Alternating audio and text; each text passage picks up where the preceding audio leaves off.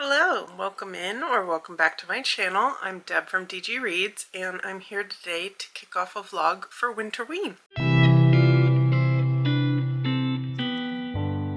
Winterween is one of a series of seasonal readathons brought to us by Gabby Reads, and the idea is bringing spooky season to different seasons of the year. And since I'm someone who really embraces spooky season all year long, this is one I've really been looking forward to. Summerween wound up being one of my best, most successful readathon TBRs in quite a while, so I'm hoping to bring some of that energy into this week. My reading has been a little bit up and down this month. There's been a lot going on, and this next week is going to be no different in terms of chaos and busyness and all of that. So I did want to give myself a few breaks, pick out some maybe shorter books, easier books to get through. Somehow I wound up picking out mostly books I have to read physically, so this may backfire, but let's get into my TBR. The first prompt is to read a book in the dark, and for this, what makes the most sense is reading something on my Kindle. And I've actually already started this one. It is Apartment 239 by Elford Alley. And this is one that I've had on my Kindle for quite some time. It's one I tend to just not think of when I'm trying to come up with what books to read because it's purely on Kindle and therefore one that I just don't think of. Out of sight, out of mind. Like I mentioned, I have started this, but I only made it about 8% in, I think, last night. And that wasn't the book's fault. That was just I couldn't keep my eyes open after I'd already been doing some physical reading earlier in the night. So I am eager to get back into it when we get into the dark again. I don't know a lot about this one. It was one that somebody recommended on Instagram and I wound up picking it up when it was on sale on Kindle, and it's been calling to me every time I do think of it. The blurb just says, Monsters, Mayhem, Minimum Wage. Marble Springs is a town with 100 missing person cases, a lake harboring a bloodthirsty monster, and a second-generation serial killer on the loose. There's more there, but it's kind of along those same veins. From what little I read last night, we're following a character named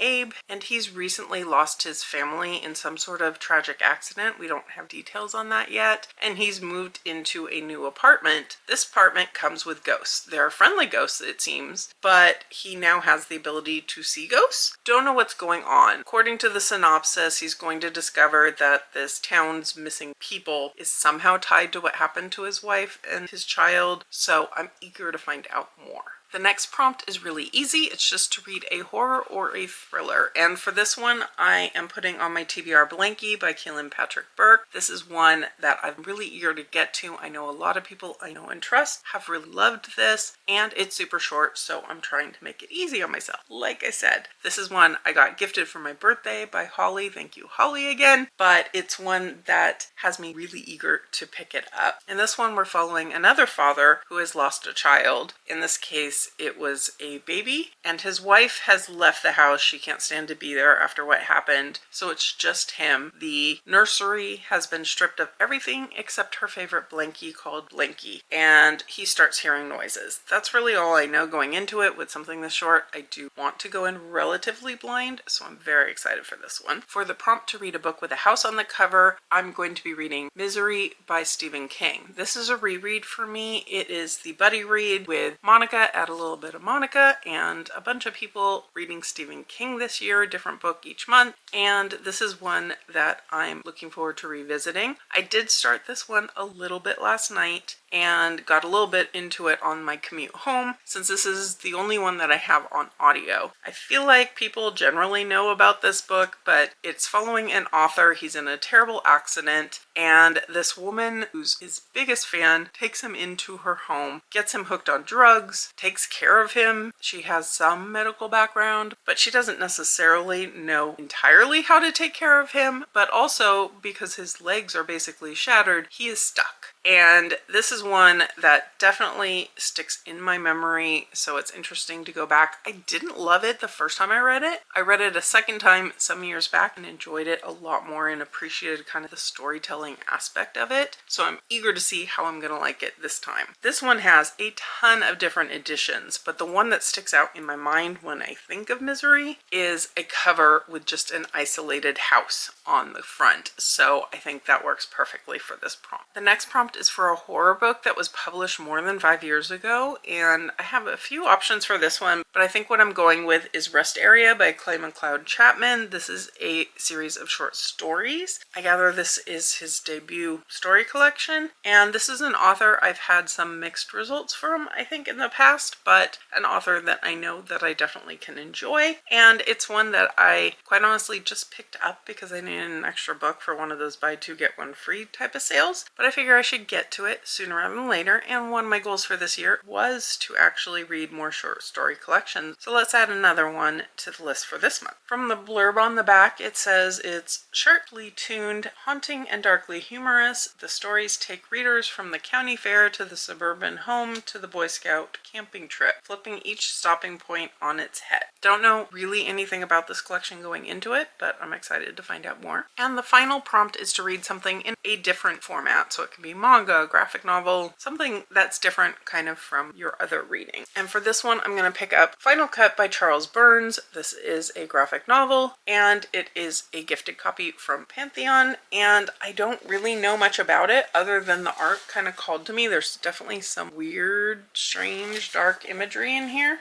and I'm looking forward to kind of having a different type of a read for the month to add in a different format. So with these three plus the two that I have digitally, one an ebook, one an audiobook, I think I've got a pretty solid TBR here, and I'm looking forward to getting into it. I'll be back once I have more thoughts on any of these books. It is now Sunday, and that means Winterween has been going on for a couple of days, but I had a really busy weekend. All good stuff. I spent Saturday with my best friend. We had lunch out at a restaurant. We hung out at her house for a while, played with a puzzle, ordered pizza in for dinner. It was a good day, but not a lot of reading was done. And then today, Sunday, started off with some reading sprints, which involved a lot of chatting, and then the live show for Malice happened, and that was a lot of fun, but a big chunk of my day as well. So it's now Sunday evening, and I'm trying to get some more Winterween reading in before the end of the day. A couple of updates. Apartment 239, I'm now 25% of the way in, and unfortunately it's just not calling to me. There's something about it that's just not quite hooking me in. I was hoping for a little more horror, a little less friendly ghosts maybe. We're getting multiple POVs, which aren't necessarily calling my attention and making me want to pick it up. We've got kind of investigators looking into the multiple deaths that have happened. We've got a darker figure who has been involved in some of those deaths, and then we've got Abe who has this trauma of losing his family, and he's struggling in life in general. But I feel like we're not getting enough depth to him or feeling out of him that I would want in this particular type of situation he's in. He's struggling. He's not being able to meet his rent needs. He's losing things he owns to kind of make up for the fact that he's not paying his rent. And I'm not feeling the emotion that I kind of want out of it. I'm not feeling the darkness of the horror element. So I think this is one that for now at least I'm going to put down. It's not been the smoothest of reading months for me in general, so I don't really want to try to push my way through something, especially something I'm having to read physically on my Kindle. It's just not something that needs to happen. I don't want to be putting myself into a slump at this early in the year. So I've moved on, and I picked up Blanky by Keelan Patrick Burke, and this one is going quite well. I think this is going to turn my reading around because I'm also about 25% of the way into this one, which isn't very far, but it's only 74 pages. But this starts off so strong, and you immediately feel the hurt of this man losing his baby and his hurt over the fact that his wife can't be at their house anymore because of this loss, and his lost feeling, just not knowing how to live life anymore, really. And he's struggling. There's so many parallels between this and Abe from Apartment 239 that I can't help but draw some comparisons, and I think the way this is being written and the atmosphere this is invoking is just done in a way that hooks me in so much more. So we've got this man, he's struggling, he starts hearing a noise from the nursery upstairs. He and his wife had completely emptied out the nursery, took everything down, put it away in closet. There shouldn't be anything in this room, but he walks into this room and he sees a blanket on the floor, and it's the blanket that was with his daughter when his daughter passed away. And he doesn't know how it got there. There's no evidence of how it got there. He's got no clue. And this was his childhood home. He grew up in this home, so it makes sense he has more memories of this home as being something other than the place his daughter died, where his wife, that's all she thinks of with this house. So this blanket sparks some conversation between he and his wife, and potentially I think that could be a good thing. I don't know where the plot of this really and truly is going, but I'm hooked to find out and keep reading, and I think in general this is going to be a basically one sitting read. So I'm going to watch some TV, take a little bit of a break for a little bit, but then I'm excited to get back into this one tonight. I finished up Lanky last night, and as expected, I didn't want to put it down once I picked it back up, to the point where I definitely was fighting off sleep toward the end. I had about 10 pages left and my eyes were really wanting to close, but I couldn't stop without seeing how this wind up resolving. I can't say a lot more about the plot in this one because I feel like everything is a spoiler when you're talking about a 74-page book once you get past the initial part of the story. But I think it took some turns I didn't expect. It got very creepy. The atmosphere was really well done. The pain and grief and just suffering of our main character in here is extremely strong. 100% be careful if there are trigger warnings at all related to infant death, family death in general. This maybe wasn't my best time to be picking this book up, but I do think it was so well done, and I'm giving it a 4.5 in the end. So this turns my reading around a bit for Winterween, thankfully, and has me very excited to keep reading more horror this week and getting to the rest of my Winterween TBR. I'll be back once I've made some progress. I've made some good progress on my Winterween TBR, which is good because there's only a couple days left. First off, last night I finished up Misery by Stephen King, and I had a really good time with this one again. It didn't feel like a 5-star read for me this time around. That's what I gave it the last time I read it, and it also maybe I just read it a little bit too soon. It hasn't been that many years, I don't think, since my last reread, but there's so much about this book that I really do appreciate in terms of storytelling and reflecting on an author being trapped into writing something he doesn't want to write, but then also the art of storytelling and how sometimes that takes over at times. There is a lot about addiction in this one, and Stephen King is someone who's been very open with the fact that he has been through addiction and sobriety and all of that as well. The character of Annie, this woman, she is definitely not right in the head. She's definitely got a lot going on there. Obviously a very obsessive personality. She also has these kind of moments of catatonia where she's just zoned out and he's not sure at first what to make of that. And seeing the way he kind of starts to figure her out and work around her issues and work behind her issues, I think is really well done. For such an isolated setting, I think it pulls off a lot of things well, and it is definitely a Stephen King that I consider one that I really, really enjoy. Had to go clear a path so Kylie could look out the window. I had books in the way, so if I change position, that's why. But apart from Misery, I do have a couple other updates. I have now started Rest Area by Clay McLeod Chapman. This is a story collection, and so far it's been a little bit mixed. I really enjoyed the first couple of stories, and then there have been a couple that just didn't work for me very well, so we'll see how the collection as a whole is going to get on. These stories so far, I'm currently probably a little more than a quarter of the way through them. They're very stream of consciousness, mostly in first person. They're narratives about what's going on, and for some of the stories I think that works better than others. The initial story is a man who is at a rest area. He's lost his daughter. She went off to clean herself up after a messy candy bar incident and didn't come back. And he's been looking, he's talking to people coming into this rest area and telling his story, and there's something disturbing going on. We've also got a story in here which there's a little snippet of a news article, so I'm almost thinking this is based on reality. I haven't actually looked it up to find out, where a woman is talking to a fox. It's a rabid fox. He's broken into her home and she's got hold of his neck, and if she lets him go, he's going to attack her. If she can hold on to him, she knows help is coming in the morning. And that that was a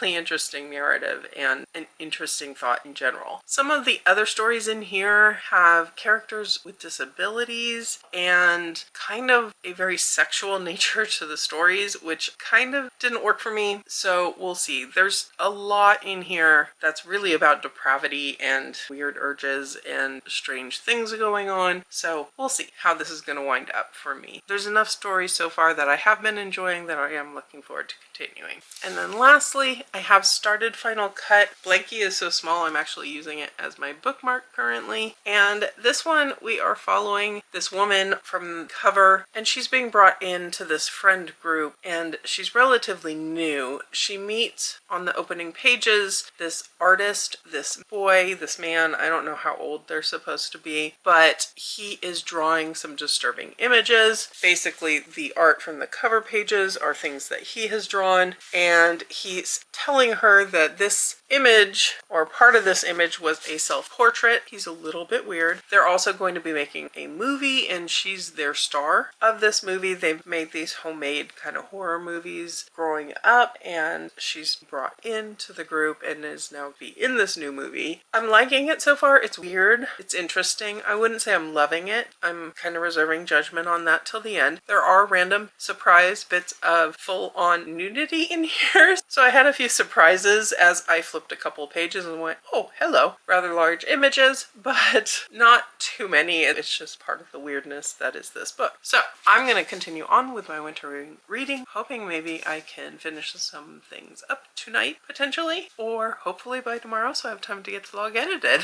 But I will keep going and be back once I have updates.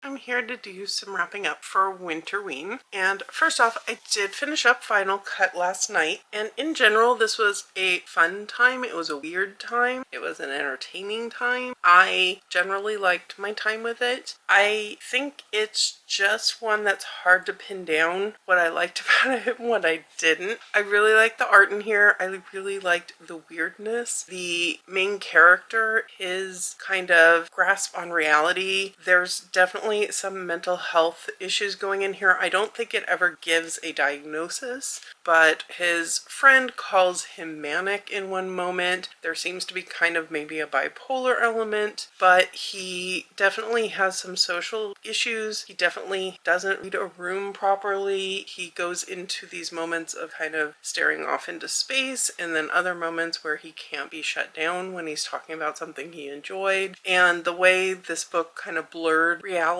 and his imagination was a really interesting approach. I did wish that it had a little bit more in terms of transitions. You'd be in a scene, you'd be in a setting, you'd be following that story, and then you flip the page and it's later. You're in a different scene. That scene's over. And I found that a little bit confusing at times. I was wondering at first if we were kind of doing some time jumps because it wasn't incredibly clear whether we were going back in time or forward in time, and I think that kind of confused me, like I said, a little bit. But overall, this one I'm giving a 4 because I think it's really well illustrated. The story was engaging. It didn't make me want to put it down, so I did read it in 2 sittings over the space of 2 nights, and I'm glad that this prompt for this readathon had me finally pick it up because I was hoping to get to this one in spooky season and did not. And then my other update is I'm about 2/3 of the way through Rest Area by Clay McLeod Chapman, and this one, some of the stories are working for me. There are some I really enjoyed. I think I had talked about the ones at the beginning. There was one that I read last night that was talking about a mother and her son going off to war and the pain of the mothers and the blame she's putting around, and that one really worked for me. There have also been quite a few more that did not. There's definitely some uncomfortable sexual content for me in here, and